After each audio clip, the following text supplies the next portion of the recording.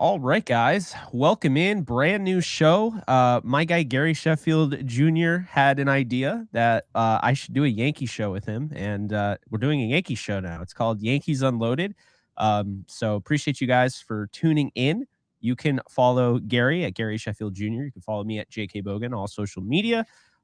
Gary also has a golf channel if you're interested in checking that out. Sons of the Show on YouTube, and you can find me on YouTube at Jake Ellenbogen. This will be a separate YouTube channel, so you're probably seeing this on that YouTube channel. But appreciate you guys joining. Gary, you ready to talk baseball? I know we wanted to wait until the football season was over with and just go full speed ahead, and I'm really excited. Dude, we've been talking baseball. This is our text thread. So now we finally have somewhere to put this. And I feel like people needed to see that because a lot of times some of the nuanced opinions we have about the Yankees are just left in our text thread. And for what? So we might as well put it here. And there are a lot of Yankees fans that are looking for something that's a little less surface level. And we're going to go more in depth. We're going to bring players on, coaches, the whole nine. So it's going to be a fun show. Obviously, from people who know me from Twitter, from people who know Jake from Twitter, we tend to say what we actually think. And sometimes there's blowback to that. But sometimes people are open-minded to what we do say. So this podcast should be for you guys. Absolutely. So I'm really excited to dive into it. We're going to be talking about the Yankees offseason. We're going to be talking about Blake Snell, whether or not they should go after him. We're going to talk about our guy Spencer Jones, whether or not they should keep or deal him. And we're going to get into 2024 Yankees predictions. So loaded episode. For Yankees Unloaded episode 1. Really excited. Well, let's just dive right into Blake Snell because I think right now, the Yankees offseason, I think a lot of people look at it as like, some people would say it's complete. Some people would say it's incomplete, pending Blake Snell. This is the only move I think the Yankees can do before spring training, in my opinion, Gary. I mean, I think when you look at this team, they already offered him 150 million. We've seen, it's kind of funny, right? For forever, we've seen Scott Boras dominate this league. Right. And a big reason is because George Steinbrenner gave him his start, essentially. But now all of Scott Boras's guys did not get either, they agreed to lesser deals than what they were expected, or you have a guy like Blake Snell who still hasn't even signed yet. He's asking for 270 million. No one has even come close to the Good asking price Lord. of that. I mean, that's just insane. Do you think he could end up in New York still? I do. And so here's the crazy thing. Normally with Scott Boras, he'll give us rumors. We'll see people like Bob Nightingale, and I'm not saying like one writer or another is a talking piece for him, but a lot of times Scott Boras will have these writers come out here and tell us, yeah, this team is up to this number. And after we heard about the New York Yankees being at 150 million, I haven't heard another team anywhere in that ballpark. I haven't heard about the Philadelphia Phillies. I haven't heard the Dodgers earlier this offseason, like basically pondering and patting their feet about 150 million. I've literally only heard the Yankees at that number. So what makes me question is whether or not Blake Snell and Scott Boras are looking at the Yankees offer and saying, well, they're the only people playing in this deep of water. Maybe the Yankees can actually get a deal on Blake Snell, because if we're going past 150 million and we're going into the Rodon stratosphere, this deal could turn into a Robbie Ray contract. And obviously we don't want that. Like that's what we're trying to avoid. Everyone's trying to figure out, is Blake Snell the guy who is just walking everybody, striking out everybody, right? Yeah. What happens when he's no longer striking guys out? Is he going to be an absolute abomination for the Yankees? Or is he going to be the Cy Young Award winner that we saw last year? Because if he is that, the Yankees would love to have him. But that's the thing about Blake Snell. We don't know who he's going to be. He can just be, there's just like too big of highs and lows. And so if the Yankees can get him on some form of deal where they're the only team in the race for him, then I love the move. But if we're going to be going toe to toe with these other major market teams, like the Phillies would be a great example, St. Louis Cardinals, maybe, I don't love going past 150 million for Blake Snell. He's just not that much of a can't miss for me. So the thing that I think is important for people to realize, because they just heard you say Cy Young last year, and they're probably like, wait a minute. If they didn't know that, they're probably like, "Wait a minute, why is this guy still available?" And you gotta you really have to shun everything you know about sports when it comes to baseball because there's so much money in the pot. We're gonna get into, Stroman getting paid, I think it's 37 million over 2 years. I mean, that's a lot of money for somebody who's, he's a solid starting pitcher, but he's not like a lead or anything. But I mean, like the money when you talk about a league that has no salary cap and is just about the luxury tax, this is what you see. So, shun everything that like a defensive player of the year in the NFL, not, being a free agent and not having interest, or, in the NBA, like whoever won, the comeback player of the year, not having a market. Just shun that because this is different. You have to take baseball differently, is what I've learned, covering all different sports. And I think really the case could be made though for the Yankees to kind of just swallow this thing, let Blake Snell go wherever he needs to, like with Carlos Correa. We saw a later, move there. And they might just roll with, Garrett Cole, Cortez, Stroman, Rodon. Hopefully, you and I both kind of feel a little optimistic about Rodon having a better year this year. I mean, he should. Last year was horrible. And then, Clark Schmidt, and they did not move him. They did not want to move him in the trade for Soto. They kept him for a reason. So you have Clark Schmidt, you got Will Warren, who's, at this point, their top pitching prospect, or one of them. I think the question then remains, Gary. I mean, is Schmidt worth sticking by as the fifth guy? Because to me, I think he's a solid fifth guy. But I think if you have World Series aspirations here, which is, you're the Yankees, then I don't know if Schmidt's enough. And I think that then brings up the point where, how long does Blake Snell take this thing? Does he take this into May, June, or do the Yankees just say, screw it? We were close to getting Burns, didn't get Burns, wait until the year plays out. Maybe somebody, because here's the thing, you don't know how the season's going to go. You don't know if like they have crazy injuries and now Spencer Jones gets called up to the bigs way earlier than they anticipated and now they can't move him. You don't know. So I think it's interesting because they're either going to sign him or I think they ride it out with Schmidt, which I don't think is the full season because I think they would make a move at the deadline. Yeah, Schmidt's just okay. Yeah. This is what I'll say. And most five starters in Major League Baseball are just okay, if not a horrendous. Yeah. Okay. The Arizona Diamondbacks made it to a World Series this past year, won the National League. They had one of the worst five stars in the whole league in Zach Davies. He was absolutely atrocious the whole year. Okay. So you can make it to the World Series. You can go where you need to go by not being shored up at the five spot in your rotation. It's possible. Okay. So I just want to get that out there so that people understand that shoring up the back end of your rotation isn't necessarily going to be a game changer for the Yankees. But what was important for the New York Yankees is who's starting game 2 and game 3 in a playoff series. Now, Nestor Cortez, who I really believe in, and I believe in his rebound, I don't necessarily have the exact same confidence in Rodon. He's got the potential there, but we don't know what he's going to be. The roller coaster has gone up and down more than once for Rodon. We've seen him be a Cy Young Award winner. We've seen him be atrocious. And then we've also seen him just rebound and be the guy again. Nestor Cortez has actually been more consistent than what people want to give him credit for. So that's the reason why I have so much confidence in Nestor. But when it comes to Rodon, going to maybe go get a Corbin Burns or some of these other guys that were maybe on the market, Yamamoto, those guys were going to the top of the rotation, and Rodon was being slid down into those spots. So that's why I felt like the New York Yankees needed to go spend big. And when I meant spent big, I mean either prospects or money. Obviously, you saw Burns go to Baltimore. That was atrocious for us. It just was bad. It wasn't good. And Baltimore is also bringing in Jackson Holiday, who people tend to forget about prospects for these major teams that are winning games. You don't think about who's coming from the minor leagues. But when Jackson Holiday comes in and he's ready, and they're bringing in a Corbin Burns who's ready to pitch in big games, and not only that, he's pitching big innings, it's going to really help them.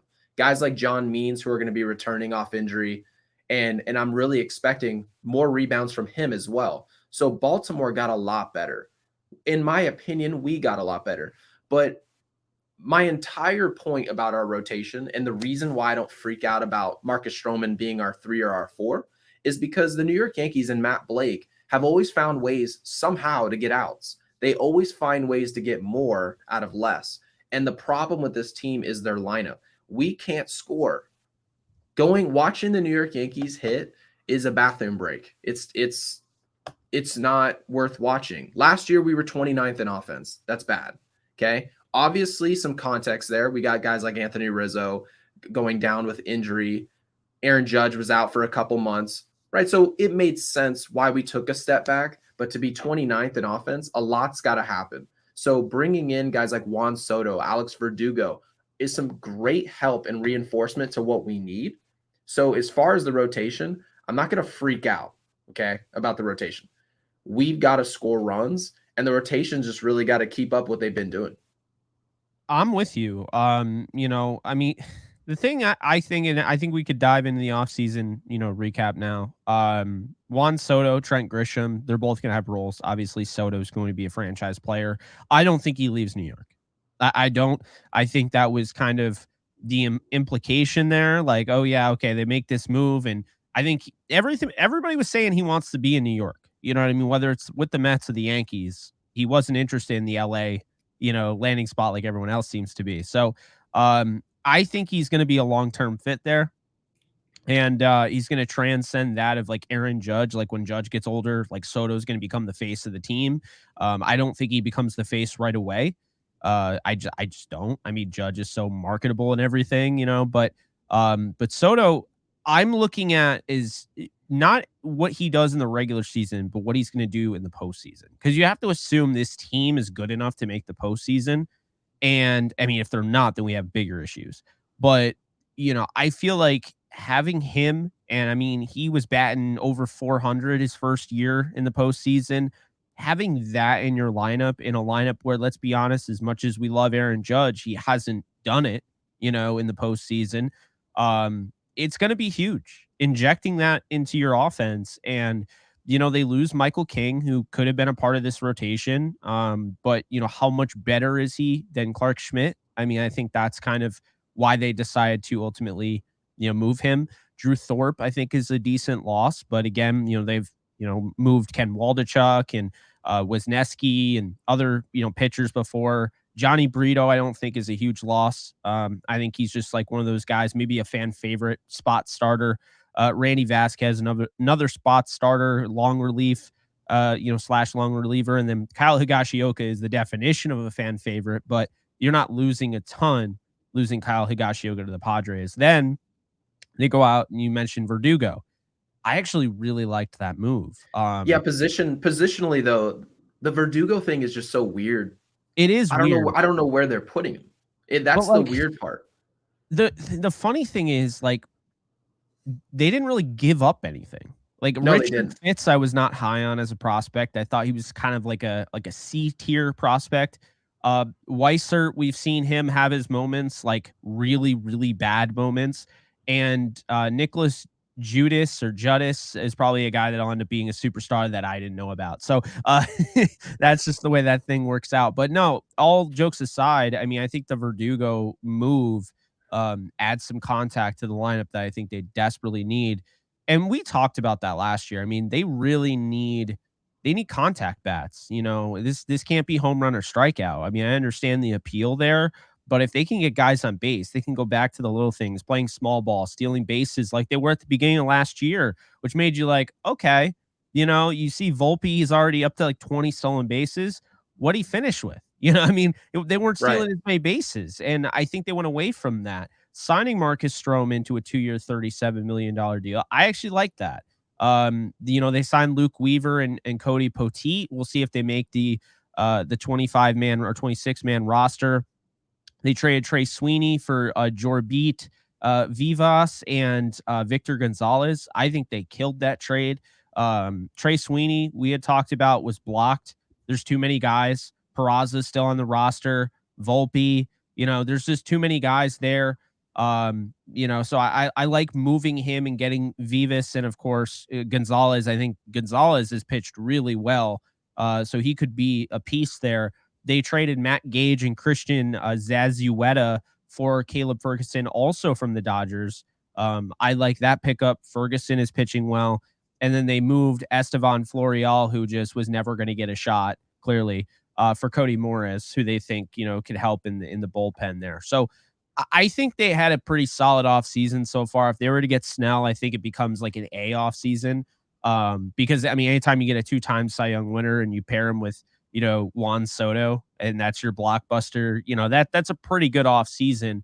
Um, but I do understand why Yankee fans are a little underwhelmed, because it's kind of like Soto happens so early on. I think he's kind of been taken for granted a little bit, which I understand. But it should be interesting, man, because I mean, this lineup, going back to what you're saying last year, like the offense was a bore. And I think this year, projected it's DJ LeMahieu leading off. And I don't love the projected lineup. Let me just make that very clear. I don't love batting Soto second. I think that is a waste. But LeMahieu, Soto, Judge, Rizzo, Torres, Verdugo, Stanton, Volpe, and Wells. I don't want to do the what if Stanton finds it this year, Oh, but please, for the love of because God. I've And I'm heard a that supporter of Stan, but please, come I've on. heard that too much. I'm all about seeing the results at this point.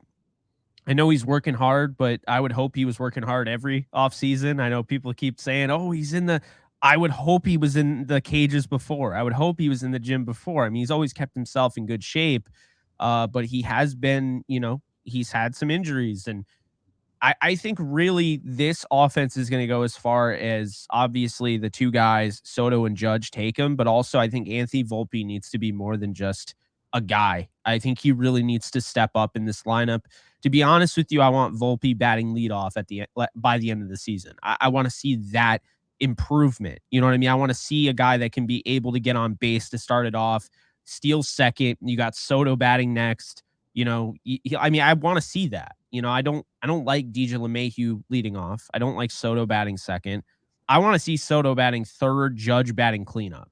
But I know we're not going to get that. Yeah, well, you know what's funny though that you bring up Volpe and the fact that he was stealing bases, and then where did he finish? And you would love ultimately to see him leading off. And yeah, I would love to see the same thing because we didn't trade him, and there were some guys that we really could have used Yeah. for Anthony Volpe. So now that he's here and he's a part of the future, presumably, Anthony Volpe hit 205.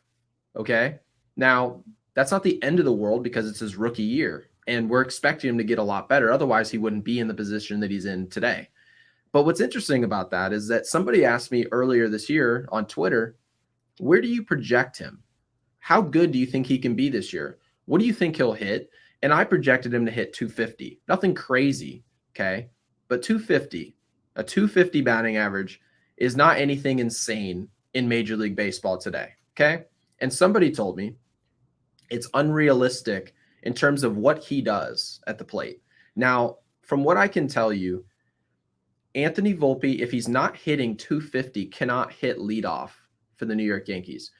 You have to be able to put the ball in the outfield grass. That's just the reality of the situation. Okay. You need to be a better at bat. And this is part of the reason why, and people have talked about luck a lot, right? Expected batting average all the time. Hitting the ball hard consistently will generally pay off. Okay. Batting average generally reflects how well you're hitting the baseball over the course of a long baseball season. Okay. If Anthony Volpe is hitting below 250, that means he's not making enough consistent hard contact to warrant being a leadoff hitter for the New York Yankees. He's probably not going to explode in the walks department. Okay. Obviously, he has a slight uppercut swing, which doesn't bother me, to be quite honest with you. There's a lot of guys in Major League Baseball that you perceive to have an uppercut swing, but in actuality, it just looks like that on TV. Okay. Yes.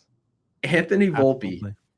in my opinion, is going to be a great player, but he's got to make some adjustments. Hitting 205 cannot be the standard.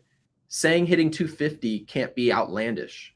He's got to make an adjustment for what this team needs. And what this team needs is their next DJ LeMahieu. Now, where is that coming from?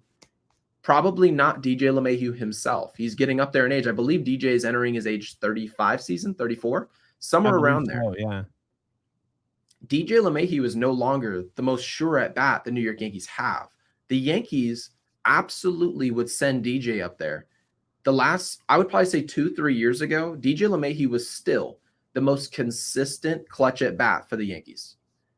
And that is what Anthony Volpe needs to develop into. He needs to develop into the guy that you maybe won't say is their best player, but you can say this guy is the guy we want up there.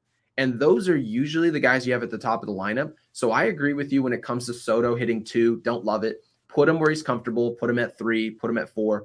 Whatever the case may be. If he's hitting the ball out of the ballpark, it needs to be for damage. Okay. But the guys who set the tone, the guys who will allow Juan Soto to hit in those spots that we want him to hit into, guys have to step up ahead of him. You can't have a guy hitting 225 leading off unless you're leaving the ballpark 45 times like a Kyle Schwarber.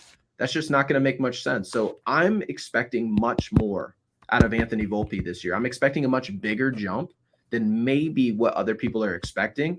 And if we get that, and then we get a Jason Dominguez towards the middle or the 3/4-ish part of the year, the Yankees can really mean business this year. Yeah.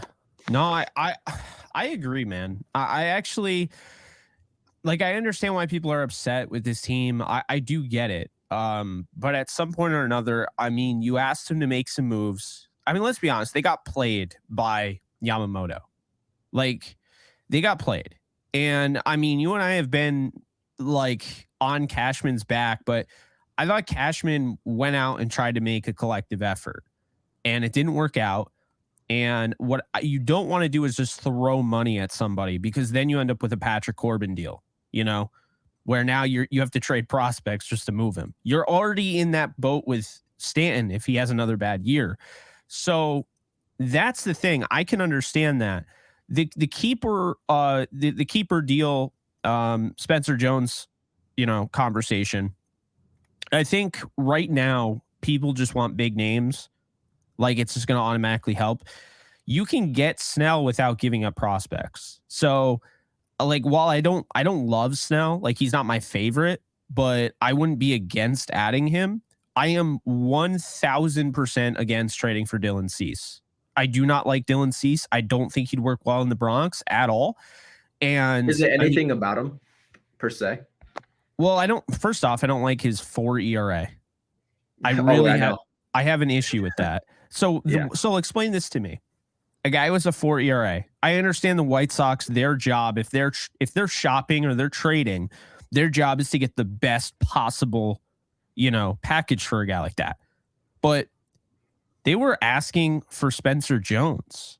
Like, the Yankees wouldn't trade Spencer Jones for Corbin Burns, who is astronomically better than Dylan Cease.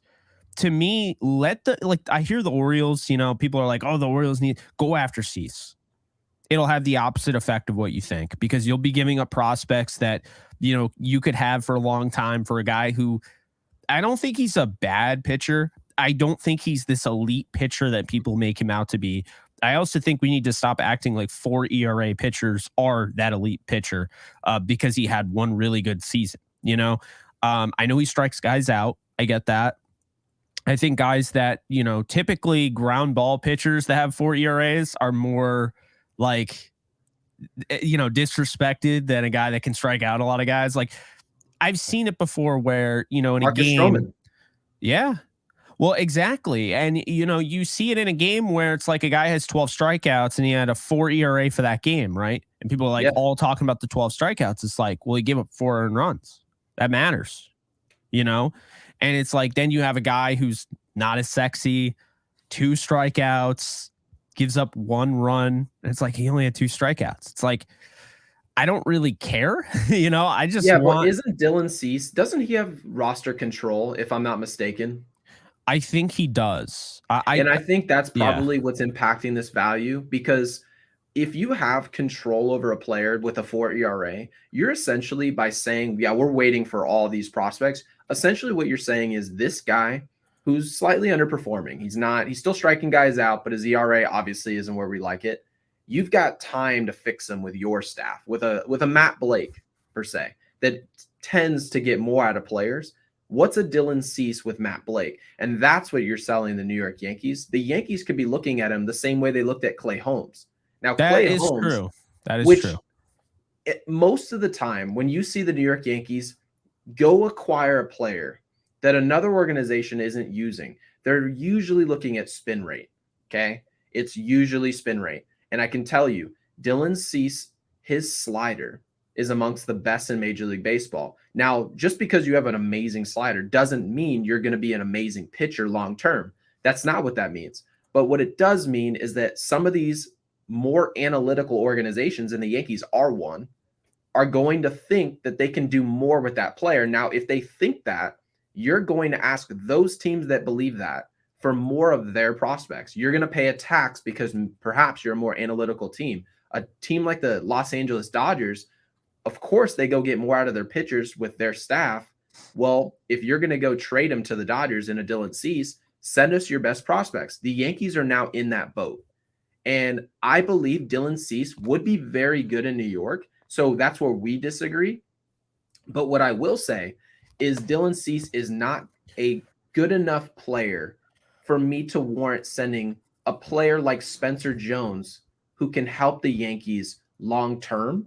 The Yankees have too much risk right now in their roster. Everything is short term so far. Juan Soto has not been re-signed. I believe he will be. But long term, this New York Yankees team, we don't know what they're going to look like in 3 years. But Spencer Jones being through the door helps us see the big picture. So I want to make sure that if you're going to be dealing a player like that, I'm not opposed to it if the right player comes along. But that player, in my opinion, is not Dylan Cease. No, I'm with you there. And I understand, why people would bring it up to your point, but yeah, I'm not obsessed with Dylan Cease, clearly. But I think, looking at Spencer Jones, I want to kind of hit on that. They're refusing to move him. I think this is not a mistake. I think this is perfect because we had talked about last year, wouldn't you move him if you could get an all-star player? Like, would you move him for Juan Soto? And me, I said no. And the reason I said no is because Aaron Judge, 32, Stanton, 34, Verdugo is a free agent after the season. He's probably a rental. I mean, let's just call it like it is, right? So you have Juan Soto, right, for your outfield for the future. You have Juan Soto, who's not under contract after this year. Like, they have to sign him. So that's still something to keep in mind. You have Trent Grisham, who's going to go into arbitration 3 next year. Who's not, he's a nice utility guy. Hopefully he bats better than, like below 200, but the point I'm making here, you have Oswaldo Cabrera, who fell off a cliff after, a nice little jolt to his career. You have Jason Dominguez, who I don't know if he can stay healthy. I think those are fair concerns about his injury. I mean, he's 21, but that injury scares me. And then Everson Pereira, who I like him a lot, but like, is he going to get an opportunity? Because, with the Yankees, we've seen it. You get a shot, and if you don't, hit on that immediately, you get sent down and sometimes you don't come back up. Look at Florial, I mean, we've seen it, and that's the thing. So, Andujar is a good example too. I mean, guy almost won the Rookie of the Year and then he's gone. So I think this is important here to look at Spencer Jones as, I understand, Fangraphs has him as the number 1 Yankees prospect, actually ahead of Jason Dominguez. I don't know why we're still calling Jason Dominguez a prospect, but he's not a prospect. He's making the team. As soon as he's healthy, he's on the team. So that's just what that is. So Fangraphs has them as number 1. They have him at 40 home run potential, enormous potential, and they call him the left-handed Aaron Judge. That does not sound like a guy I'm trying to move. Will be 23 in May. So he's actually ahead of Aaron Judge because I think Judge got to the show at 25. He was 25. That's right. So he is ahead of Aaron Judge if he gets called up. Expected call-up date is 2025. So he would be, 24. So he's younger than Judge was. The thing that they've been trying to work on with him is actually like his whiff rate isn't that bad. What it is that when he makes contact, they're trying to improve that launch angle so they can get the most out of that power. So he actually has, it's funny because it's not a problem. He's got too level of a swing as like the power hitter he is. It's a good problem to have because that's a very good problem to have. The reason Colorado got rid of him was because he was putting the ball on the ground. at the exact same time that the Rockies and most of Major League Baseball were looking at players and they're starting to judge their launch angle. So a guy like Spencer Jones and DJ LeMahieu, if your problem is that you have too flat of a swing, well, wouldn't you look at that? Our most consistent hitter happened to have a flat swing.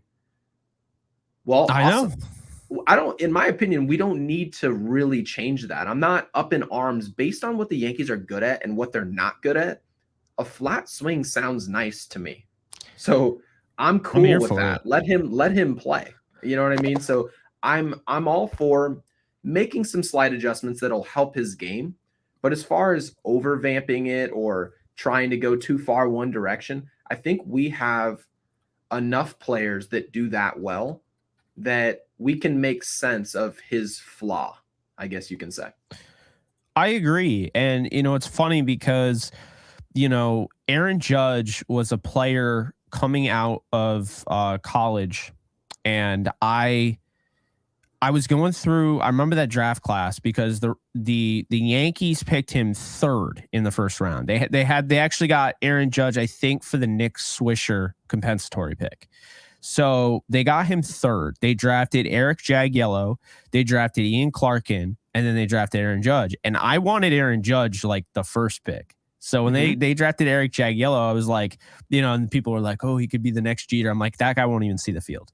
Like, he will not see the field. And sure enough, he was traded to the Reds, I believe. I actually liked Clarkin. I don't remember what happened to him, but he was part of a trade at some point or another. And then Aaron Judge, he is, one of the later picks. And I'm just thinking, this guy reminds me so much of Stanton. I want that guy on my team. Because this is back when Stanton was hitting bombs, like he was 50, the best. Giancarlo was a G. It's kind of sad. People forget how dominant he was. But, I got the same feeling before anyone started calling him the left-hand Aaron Judge. I got the same feeling about Spencer Jones. And I think we were talking during that draft, and I said, I was like, I really want this kid. Like, and there were some guys that I liked, but I very rarely fall in love with prospects in the baseball draft because I normally don't do a lot of research with that. I did that one year. I researched like every projected first round pick when Judge was drafted. I was like, Judge is my favorite, like 100%. And then this time around with Spencer Jones. And I just feel like the thing about Spencer Jones that I think people don't realize is that he was once a pitcher. And he wanted to be a two-way player, and he had to get Tommy John surgery. So now he's done pitching. And I think that's held him back. And, because not everyone's Ohtani. It's not as natural, to be a two-way player. And I know people are going to try to replicate that and emulate that. And I've heard Yankee fans saying, I heard Yankee fans saying, oh, what if Spencer Jones went back to being a two-way player? They wouldn't be as good of a hitter. I think he needs to focus on being a hitter. And I think he could be the center fielder of the future for the Yankees. And I think a big thing for him, the maturity, is him realizing and recognizing I need to focus on hitting and not trying to be a two-way, like this novelty player. Because recognizing that Ohtani is just an alien is probably the smartest thing you can do to try to replicate that two-way, because there are going to be a lot of players that ruin their careers trying to do what he's doing. I think it just shows a ton of maturity on the part of Spencer Jones, and I think it's going to make him better because of it. And I understand, there are people concerned with his batting average. I think he finished, it was Somerset at 261. He had 267 for the year, last year. Guy had 16 home runs, I think he's going to get better and better and better. He was absolutely crushing it in rookie ball. That's always a good sign because we see guys that don't crush it in rookie ball and then they get stuck, and they're like low A and all that. Spencer Jones is also super athletic. So very athletic. That's one thing. He's a lot more athletic. I would say when Yankees fans, and people are busy, they have busy lives. So not everybody has an opportunity to see these prospects in depth. You kind of see them when they get to the Bronx. Now, having said that, Spencer Jones is an incredibly athletic player that will surprise you because he's so big. And that's the reason why he draws those Aaron Judge comparisons. He's such a good athlete. I mean, more than likely pitchers are pretty big. So having said that, the fact that the Yankees are trying to get Spencer Jones to put the ball in the air more, maybe impact his launch angle, it makes me feel like they're trying to build a guy that is trying to hit 250 with some pop in Major League Baseball and perhaps go away from that athletic nature that his game provides. Now, that's something that I was hopeful for in that watching Spencer Jones not putting the ball in the air as much as maybe they like allows for his athleticism to impact the game more. Yeah. And especially with what we just acquired in Juan Soto, balls are going to be leaving the seats. Okay. When you've got a 3-4 in a 1-2 punch of Aaron Judge and Juan Soto, home runs are going to be coming aplenty. Okay. So what's with the rest of the roster? Why were we 29th in offense? Well, we had too many guys trying to do the same thing. And so when one thing's not working, it's not working. Nothing's working. And so that's why I always hesitate to bring guys who have a natural ability to have a level swing and to put the ball in play. Because you just said he didn't swing and miss often, but he hit just 267. Okay. Now, a guy like that has the potential to hit 280, 290 in the big leagues. His development can bring him to that point, especially with the way that he plays. Well, that's exactly what the New York Yankees need. So I am very hesitant. That's my conclusion. Very hesitant about what the Yankees do to impact these rookies, because when you bring in guys like Jason Dominguez and a Spencer Jones, what jumped off the page is what they do in terms of putting the ball in play and making things happen. It's something we aren't seeing with the rest of the roster. So Yeah. if that's the case, sometimes you have to let guys change your culture instead of changing them for yours, if that makes sense. No, I agree with that. You got to be very cautious. I think, less is more in a sense. I mean, I understand you want to do this and this and this, but also realize what kind of guy that you're working with. I'll say it like this. Okay. You got me into golf recently. It's all about letting the club do the work, right? You're welcome. Yeah. Thank you. Letting the club do the work. Don't do the work for the club. The club is literally designed to do the work if you let it. And I feel like oftentimes what we see, and this happens in all sports, guys get almost like micromanaged. And I mean, micromanaged in the workforce is real, but imagine you're micromanaging a guy like the Yankees have done it before. Jabba Chamberlain, dominant player. Now all of a sudden they're telling him, don't throw as hard, don't do this, don't do that. And then he falls off a cliff trying to listen to instructions. And you juggle all those things in your head, and honestly, it's the developer, it's the the teacher that's actually wrong. And what I don't want to see is Spencer Jones, who has all the tools, not work out because of the micromanagement of his swing. So I don't think it's anything like that, but it's just something to keep an eye on. Again, 23 in May, expected to be called up by 2025. We'll see what ends up happening there. But moving on to the last part of our show here, 2024 Yankees predictions. I think this is the one where I think a lot of people are going to be interested. I think the Yankees are going to surprise people, Gary. I really believe that, because I think some of the league thinks that they're going to be really good this year. And I think a lot of the league thinks they're the Yankees. They might make the ALCS and lose. And that could very well be where they end up. But I think getting more contact in the lineup is going to help improve this offense. I think the defense should be better as well this year. I'm expecting to win 90 to 94 games. I don't think that's too crazy. I do think the O's, they're going to fall short, because I think the Orioles are going to win the AL East. But I think after the experience and everything, I think what they've had, getting to the ALCS, they've been there. I think they are going to get to the ALCS this year. I don't know if they get to the World Series. I think it's an incomplete prediction for me, because I need to see if they add another arm to the rotation. But I think Juan Soto's bat becomes the key to everything when you get to the postseason, because you need that one guy, and you're at the top of the lineup. And we've seen, Judge swings and misses, Rizzo swings and misses, and like IKF is sitting there who was batting ninth and he's on second. No one can drive him home. I feel like this year it's going to be like okay, LeMahieu moves the runner over the second. Now Soto's in that second spot. He's going to drill a double into the gap, tie up the game late in the game. I just think the things that Soto brings to the table, we saw when he was a young player, had no experience, and he just gets thrown right into the postseason as a young player for the Nationals, and he's a reason why they won. And I think he's going to bring that to the Yankees, and it won't be a surprise if they were to win the World Series. It's because they went out and added Juan Soto this year. Yeah, and that's personality. So that's like part of the prediction here is that Juan Soto, you can't just have the style of play or be a good enough player and then show up to New York and expect to perform. You also have to have that it factor. What's between your ears? And when we brought in a guy like Joey Gallo was a guy who obviously wasn't a perfect fit, but if he had done what he was actually exceptional at his whole career, which is putting the ball in the seats and playing great defense, yeah, striking out a ton, but doing those two things. When he's doing those two, he's going to be a success in New York, but he didn't have the personality that it was going to take to perform in New York. Juan Soto was crafted in a lab to play in New York. He's exactly what Yankees fans are looking for. He's a guy who's accountable.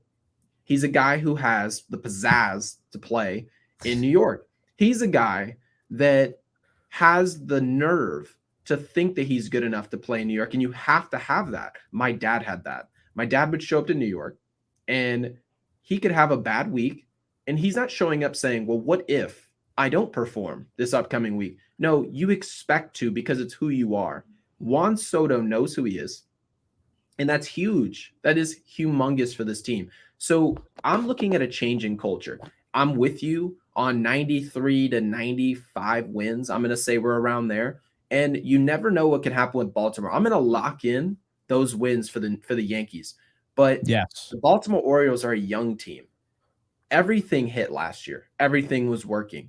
So we're going to see what they do in responding to being the favorites coming into the AL East race. We're going to see what happens with how they respond there. And they may or may not respond well. Obviously, Corbin Burnes is really going to help them. I expect that was a huge move for them. But if he didn't come in there, I probably am making a different prediction today. I'm probably saying the Yankees are going to win the AL East without Corbin Burnes in Baltimore. But now that he's there, it's going to be a two-headed race, in my opinion. And the Yankees are going to come into the postseason for once, not worried about the AL East race, and finally worried about the big picture, which is winning the World Series. Now, the Yankees have a much better opportunity to win the World Series today than they did ever before signing Juan Soto, let alone what else they did. So I'm looking at this team thinking this is the first time that I've seen this roster with Aaron Judge where I had expectations where something needs to happen, not about the future right now. And it's all dependent on what Matt Blake can get out of that rotation. If he gets something out of him, I'm expecting this lineup to be much better. Now, the only question I have, and Jake, maybe you have an answer for me, is what in the world we're doing in the outfield. Okay? We're talking about Aaron Judge, Jason Dominguez, who's coming back later, and Juan Soto. They've already said, and most projections say, that Juan Soto is supposed to play right field because it's a much easier position to play at Yankee Stadium. Makes a lot of sense to me. But what that means is that Aaron Judge is playing center field, okay? And more than likely full-time. Well, if he's playing center field full-time, where is Jason Dominguez playing? Because they've been telling me that he was a center fielder and he's preparing to play center field. Well, if Spencer Jones is coming up, where are these guys playing? And I get that that's a good problem to have, but when your best player is a right fielder and has always been a right fielder, why isn't he in right field? Yeah, it's I mean, you already know my thoughts on Aaron Judge. I think they need to move him over to first base sooner than later. I just don't. We saw what happened against the Dodgers. That wasn't just a freak incident. That is a real thing. That is what you're going to see having a big 6'7", 270-pound center fielder. I mean, that is what you can expect. And so, I think with Stanton being the DH, Soto's 100% going to play right. I think Verdugo plays left. Judge plays center, now I think they're just kind of like, we'll get to the Jason Dominguez thing when we get to it. But I think that's what you're going to see. Grisham will be a guy that they sub in. I think he'll get some opportunities, but I don't think, he's anybody that is going to come in and win one of those starting jobs. I think Peraza is going to be one of those guys that comes off the bench. But yeah, I mean, for the most part, that's kind of how I see it. I did want to touch on the fact that the Yankees did claim a former first round pick, I believe in 2019, who's still young. He's 24 years old. Jordan Groshans. He was claimed, so he's on their roster right now. So that means he'd have to be on the 40-man roster. And I don't know if he's going to make it, but that, those always intrigue me when you go out and you claim a guy, because baseball, they do so much work with, these prospects, scouting these guys. He has to be a guy that they've been interested in for a little bit. So we'll see. I mean, I think with the outfield, though, going back to it, I think it's going to be Verdugo in left, Judge in center, and Soto in right. I think Stanton will be the DH, but I think worst comes to worst, when Jason Dominguez comes back, they might have to get creative here. They might try Verdugo at different spots, maybe even in the infield. They might try, they might just bench Stanton. That might be what ends up happening. If he's not hitting well, they might just bench Stanton outright and just have Jason Dominguez in center, maybe Judge, as a permanent DH. Isn't that funny that if Stan's actually hitting, it becomes an even bigger problem? Yeah, it's a good problem to have, though. Great problem to have. It's just so funny because Aaron Judge, maybe they make a move. Would be awesome. Maybe they make a move at that point. If Stanton's doing well enough, maybe they try to move Stanton or something, or they do something crazy. I mean, they're in a good position right now, but Spencer Jones is for the future. So when we're talking about Spencer Jones, like, they're not in a great position, because again, Judge is 32, Stanton's 34, and likely they want to get rid of soon. Verdugo is, he's a rental. I mean, let's just call it like it is. He's a rental. Soto hasn't been extended yet. So, Jason Dominguez with the injury stuff. But I mean, that is going to be very intriguing, Gary, because I think they have more depth in the outfield than they've had in quite some time. I mean, Grisham's a really good guy to come off the bench. Everson Pereira, no one knows if he can play in the major leagues, but that's not a knock on him. That means, like, we don't know. What if he ends up being really good? Cabrera, what if he makes this team? I mean, that's a lot of guys in the outfield. I just want to set them up for success. I think that's what I'm focused on, and not necessarily what options we have, because I agree with you. The options, we have so many options in the outfield now, which is good. Yeah. But at the same time, when I'm talking about my two best players, I mean, we're talking about the leaders of this attack. The reason that the New York Yankees are going to go where they need to go is because of Aaron Judge and Juan Soto now. Well, if those two players are your two best players, I don't necessarily want to musical chair them around the field.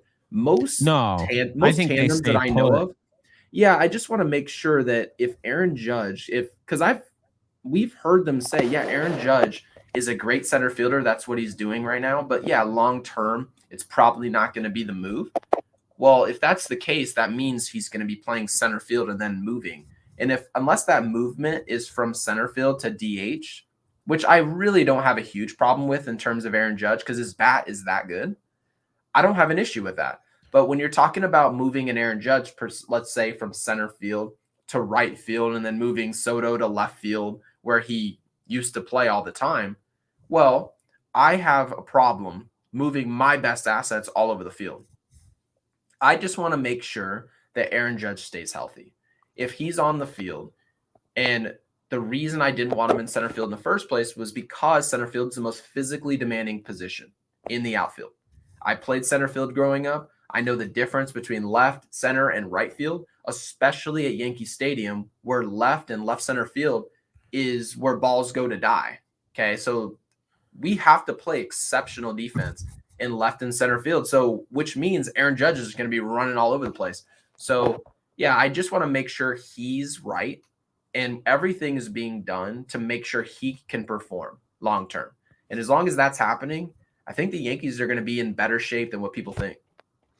I agree. There's something about having a 6'7" guy in right field with that short porch that I really like, Oh, and I so feel like cool. you're taking that away. I don't love that. So I agree with you, and I'm also one of those people like I really like Soto. I don't think he's a great defender. And I would not put him in right field. I put him in left. I put Judge in right because he's got the best arm.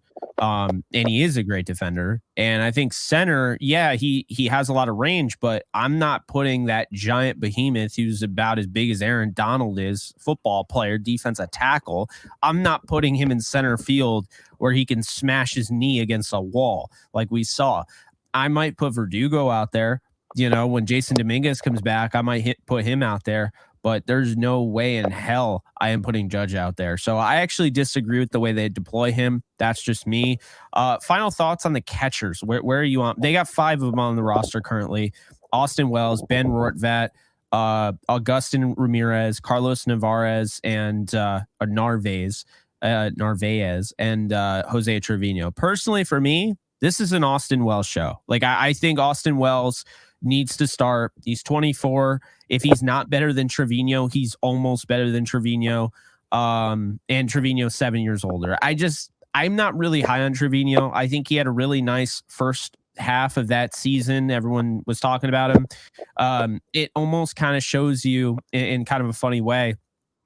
The All-Star game, it's being an all-star just means you had a good first half of the year. It doesn't really mean That much is after true. that. Yeah, So that is funny that we say that, isn't it? no one ever talks about that, but it's like No. all-star catcher Jose Trevino. Yeah, dude fell apart in the second half of the season. Was completely gone. Yeah. So personally, I'm an Austin Wells fan. And they kept him through all those, those rumors and everything. Was he going to get packaged in a lot of those deals? They kept him for a reason. I think he's the catcher of the future for them. So I think they should roll with him. I think it'd be a mistake to go backwards and go with the 31-year-old. Now, you don't catch every day. And obviously there's certain pitchers that have certain catchers that they want to work with. So you figure that out. Is that Rortvet? Is that Jose Trevino? I'll say this. I wouldn't be surprised if Trevino is kind of a surprise cap casualty, cut casualty, whatever you want to call it, before the season. I'm not guaranteeing he makes this roster. I'm just not. I'm going to go Trevino as our backup. That's what I'll say. And yeah, full agreement on Wells. I think Wells, they need to commit to something. They need to commit to something that we can expect going forward at the catcher's position, because we haven't had much. I guess we can say we haven't had an understanding of what we're doing back there when it came to Gary Sanchez and what in the world we were doing back there for years, right? But Austin Wells is an opportunity to shore up the catcher's position and at the very least understand if he is or is not the option for us long term. Now, as far as Ben Rortvet, you can go ahead and cut him immediately. Okay. I saw, and we didn't see a ton of him. I saw enough of him. Okay. I'm sure he's a great guy to have in the locker room. That's awesome. And of course, there's probably some measurables that the New York Yankees love, because usually when Brian Cashman's in love with a player to the point where he'll do what he did to get him through the door, there's usually something there. But what I will say is that something shouldn't be with the Yankees. I think it's time to just cut our losses with him and allow Trevino to be exactly what he is, which is a great catcher who fell off the face of the earth with his bat in the second half of that All-Star year, and then let somebody who's a young player with some actual potential and let him go see what he can be. So that's what I'm hoping for. I'm with you there. But yeah, it's been a fun first episode, and we'll keep you guys posted. Obviously, as more stuff comes up. I don't know if we're gonna get a Snell, any sort of news on Snell anytime soon. I don't know if this is going to be a Carlos Correa situation. I don't know if it'll happen today. Like, I have no idea. So next week we'll be back, talk about some stuff. And once again, we appreciate you guys. This is the Yankees Unloaded. I'm Jake Ellenbogen. He is Gary Sheffield. You can follow me at JK Bogan. You can follow Gary Sheffield Jr. at Gary Sheffield Jr. on all social media. You can check out his golf channel, Sons of the Show, on YouTube. And you can check out my channel, the Jake Ellenbogen channel on YouTube. Appreciate you guys as always, and go Yankees.